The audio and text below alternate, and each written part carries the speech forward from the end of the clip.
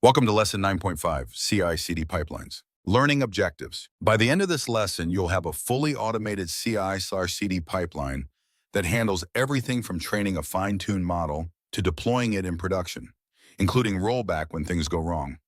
This is a 60-minute advanced lesson, and it builds directly on the monitoring infrastructure you set up in Lesson 9.4. If you haven't completed that yet, circle back. The metrics and health checks from that lesson feed directly into the deployment gates you'll build here. CI/CD pipeline overview. Here's the full picture before touching a single line of code. A developer pushes to GitHub. That push triggers GitHub Actions, which immediately runs linting and tests, catching broken imports and regressions before they ever reach a GPU. If that passes, the training pipeline fires on a GPU runner, trains the model, and evaluates it against a baseline. Only if accuracy clears the threshold does the model get uploaded to a registry, Hugging Face or S3, with a version tag tied to the commit SHA. From there, a Docker image is built for multiple architectures and pushed to the container registry. The deployment phase then handles staging automatically, followed by a canary release to a small slice of real traffic. Production promotion requires a manual approval gate, a deliberate human checkpoint before the model touches every user. This structure isn't bureaucracy. It's the difference between catching a regression in staging and explaining an outage at 2 a.m. Part 1. GitHub Actions Workflow. The GitHub Actions workflow is defined in a YAML file that lives in your repository at .github workflows. The trigger block is worth reading carefully. The pipeline fires on pushes to main and develop, and on pull requests targeting main, but only when changes touch training scripts, the API code, or the Docker file. That path filter is intentional. You don't want a documentation edit spinning up a GPU training job. The first job, lint and test, runs on a standard CPU runner. It sets up Python, restores the dependency cache to keep things fast, then runs Flake 8 for style and PyTest for correctness. This job has no GPU dependency and should complete in under 2 minutes. Fast feedback is the whole point. The train model job only runs on pushes to main, not on pull requests. It installs unsloth and the training dependencies, pulls the data set, runs the training script, then evaluates the result. The key gate is right there in the evaluation step. If accuracy is below 85%, the job fails and nothing downstream runs. The model never reaches the registry. If accuracy clears that threshold, the model uploads to Hugging Face with the commit SHA as the version tag. The subsequent Docker build and deployment jobs chain off the training job using the needs keyword. So the entire pipeline is a directed graph. Each stage only runs if its dependencies succeeded. Part 2. Testing Framework. The integration test suite covers 4 distinct failure modes your API could hit in production. The health check test is the simplest. A get to health expecting a 200 and a status field equal to healthy. If this fails, nothing else matters. The service isn't up. The inference test sends a real post request with a prompt and validates 2 things. The response body contains a text field, and the token count stays within the configured limit. This catches model loading failures and output format regressions that unit tests can't see because they mock the model. The rate-limiting test fires requests in a tight loop and expects a 429 status code once the threshold is crossed.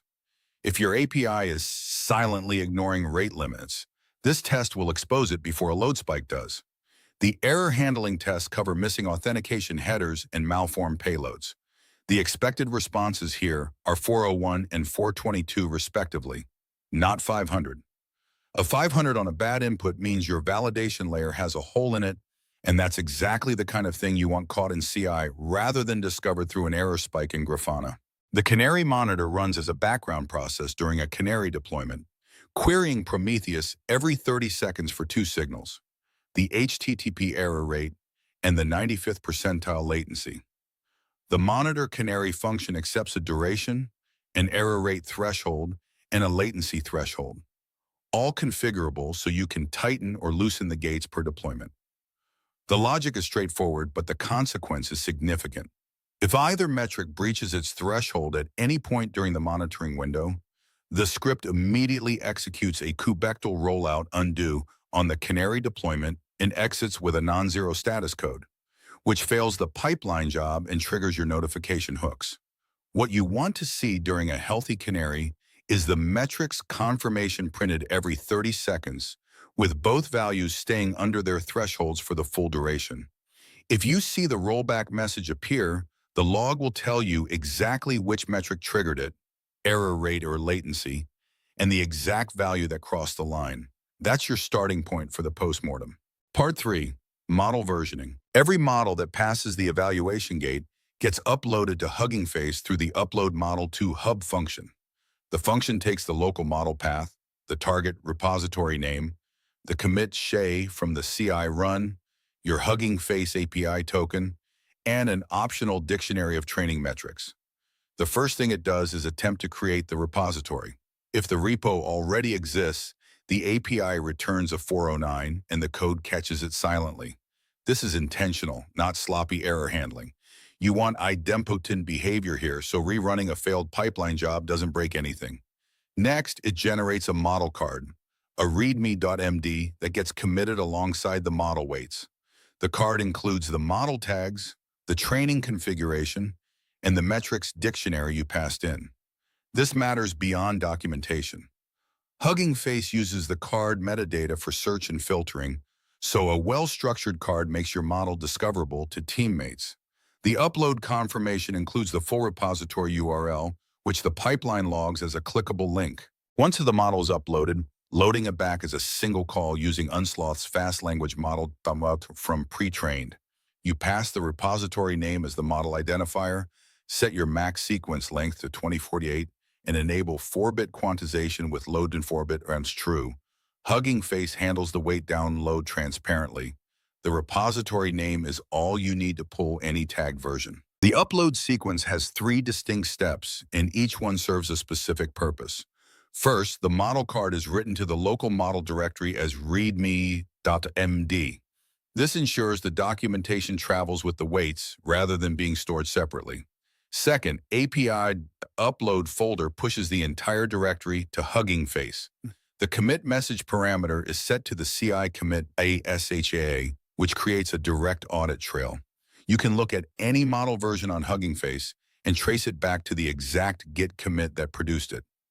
Third, API create tag applies a version tag using the first 8 characters of the commit SHA. This is what you'll reference in rollback procedures. Instead of hunting through commit history, you can check out a specific model version by its tag directly from the Hugging Face hub. The final print statement outputs the full model URL, which the GitHub Actions log captures as a permanent record of what was deployed. Part 4. Rollback procedures. The rollback script is a bash file designed to be called either manually or automatically by the canary monitor. The very first line after the shebang is set, E, which means the script exits immediately if any command returns a non-zero exit code. That's non-negotiable in a rollback script. You never want a failed health check to be silently ignored while the script continues. The script accepts 2 optional arguments, namespace and deployment name, defaulting to production in ML model AP. The first real action is kubectl rollout undo, which tells Kubernetes to revert the deployment to its previous replica set, the last known good state. Immediately after, kubectl rollout status waits for that rollback to fully complete with a 5-minute timeout. If the rollback itself hangs, the script fails rather than reporting false success. The health verification step queries the deployment's ready replicas and compares them to the desired replica count. This is the actual confirmation that Kubernetes considers the deployment healthy, not just that the rollout command returns 0. If the counts match, the script runs smoke tests against the live endpoints. The output tells you one of 2 things: rollback successful with a green deployment, or a specific failure message pointing at exactly where the recovery process stalled. CI/CD best practices checklist. Here's what a production-grade ML pipeline looks like when all the pieces are in place. Automated testing covers unit, integration, and smoke tests. Code quality gates enforce linting, formatting, and type checking. Security scanning runs container vulnerability checks on every image build. Rollouts follow a staged path. Staging first, then canary, then production. Health checks run automatically after every deployment, and rollback is a single command away when they fail. Every model is tagged and tracked with a commit SHA. Performance metrics are validated before any version gets promoted. Production deployments require a manual approval gate, and the team gets notified on both success and failure. That's the complete picture. In Lesson 9.6, the focus shifts to optimization and scaling, squeezing more performance out of the infrastructure you've now automated end-to-end. This diagram maps the pipeline you just built into a visual flow. Notice the path from get pushed through linting and testing to the image registry. That's the CI half. The CD half begins at the staging deployment, runs end-to-end and soak tests, then hits the manual approval gate before touching production. The canary release at the end of the flow is not a final step. It's an ongoing monitoring phase. Traffic shifts gradually. The canary monitor watches the metrics, and only after the full monitoring window passes without a breach does the deployment get marked complete. Every arrow in this diagram represents a gate that must pass before the next stage begins. The testing pyramid for this pipeline has 6 distinct stages, and the ordering is deliberate. Fastest and cheapest tests run first, so failures surface early.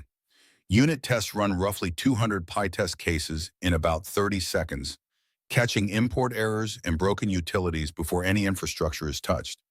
Integration tests take around 2 minutes and validate that the API contracts between components hold. A mock model is used here to keep things fast. Smoke model tests are the first stage to use the real model. 5 sample prompts run through the actual inference path in about 5 minutes, catching any regression in the model loading or output format.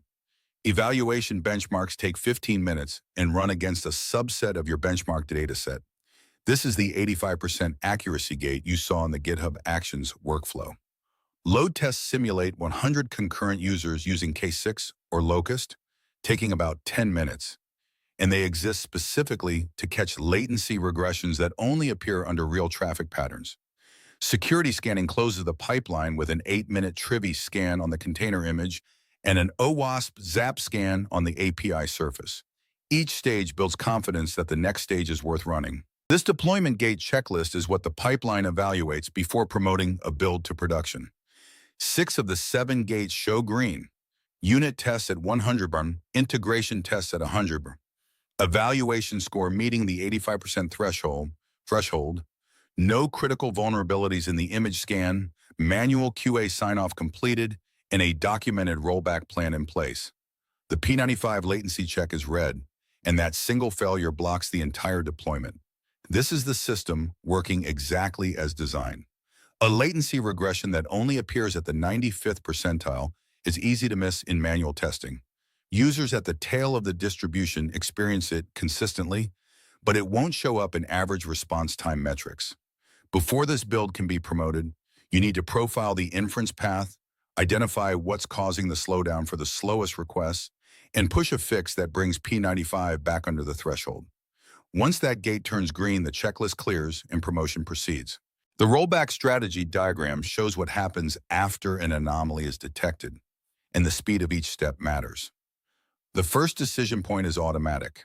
If the error rate exceeds the configured threshold, the system triggers a rollback without waiting for human intervention. The previous version is validated to confirm it's stable before any traffic is shifted.